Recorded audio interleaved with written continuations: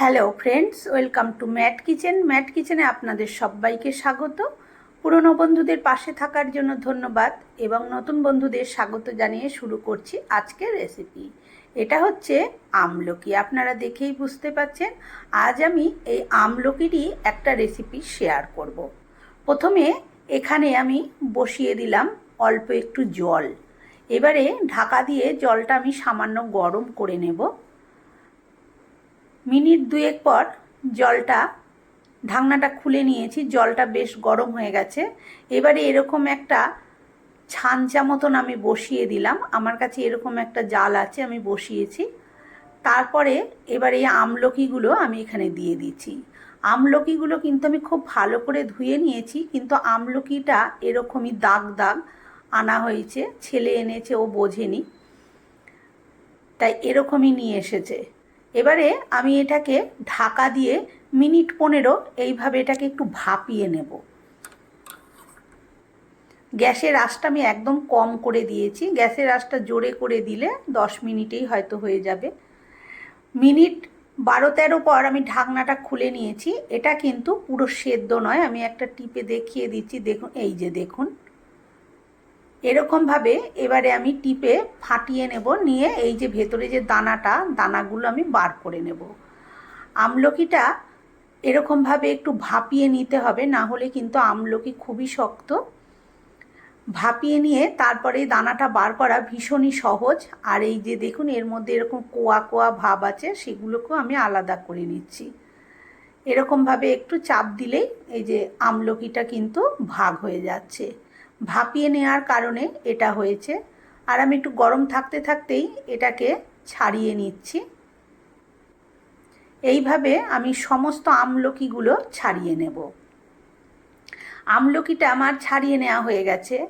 এবার একটা mixing jar নিয়ে নিয়েছি। একটা আমলকি টিপে দেখাচ্ছি, দেখুন কতটা প্রেসার দিয়ে আমি টিপলাম, তাও কিন্তু এটা গলে গেল না। জাস্ট একটু ভাপিয়ে নিতে হবে, যাতে আমলকির ভেতর থেকে দানাটা বার করে নেওয়া যায়। এবারে আমি আমলকিটা ওই গ্রাইন্ডারের মধ্যে দিয়ে তারপরে অল্প একটু লবণ দিয়ে দিলাম আর অল্প একটু জল দিয়ে এটার একটা মিহি পেস্ট আমি করে নেব। আমলকিটা ভালো করে আমার পেস্ট করা হয়ে গেছে। দেখুন, আমি দেখিয়ে দিচ্ছি। এই যে খুব সুন্দরভাবে কিন্তু এই পেস্টটা করে নিতে হবে। এবারে অপর দিকে একটা কড়াই আমি বসিয়ে দিয়েছি।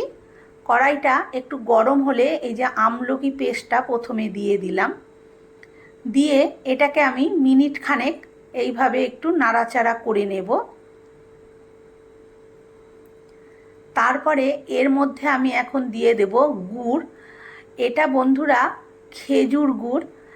আমি এখানে আখের গুড় ব্যবহার করছি না, কারণ এই মুহূর্তে আমার কাছে আখের গুড় নেই। এটা হচ্ছে গত বছরের খেজুরের গুড়, আমি স্টোর করে রেখেছিলাম ফ্রিজে, সেটা আছে। সেটা দিয়েই আমি আজকের এই চ্যবনপ্রাশ তৈরি করব।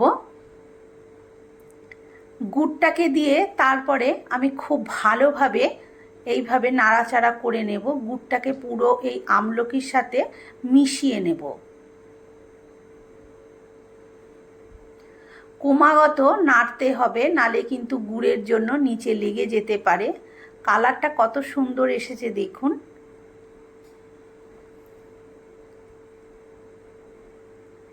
গুড়টা কিন্তু খুব ভালোভাবে আমলকির সাথে মিশে গেছে। এইবারে আমি এখানে কিছু মশলা অ্যাড করব। যতক্ষণ না গুড়টা ভালো করে মেল্ট হচ্ছে ততক্ষণ কিন্তু মশলাটা দেব না। সবার প্রথমে দিয়ে দিলাম হাফ চামচ হিং। তারপরে এখানে দিয়ে দিচ্ছি, এটা কিন্তু অনেক বড় চামচটা, তাই আমি 1 টেবিল চামচ মতন গোলমরিচ গুঁড়ো দিয়ে দিয়েছি। 1 টেবিল চামচ মতন চাট মশলা দিয়ে দিয়েছি। আর এটা দিলাম স্বাদ মতন হচ্ছে বিট লবণ। আর আমার কাছে যেহেতু আমচুর পাউডার নেই, তাই আমি আধখানা পাতিলেবুর রস এখানে ব্যবহার করেছি।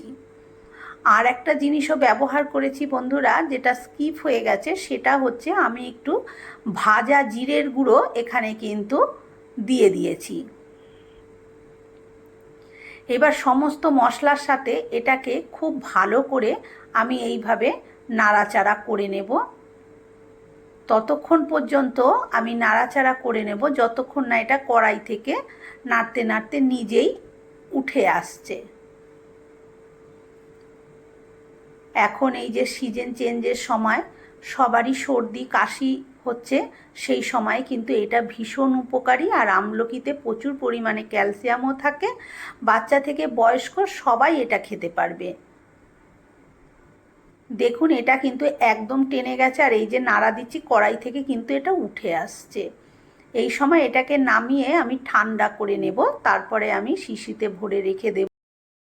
বন্ধুরা, আমার আজকের এই আমলকির চ্যবনপ্রাশ রেসিপি যদি আপনাদের ভালো লেগে থাকে একটা লাইক দেবেন, আর আমার চ্যানেলে নতুন বন্ধু হয়ে থাকলে চ্যানেলটি সাবস্ক্রাইব করে নেওয়ার অনুরোধ রইল।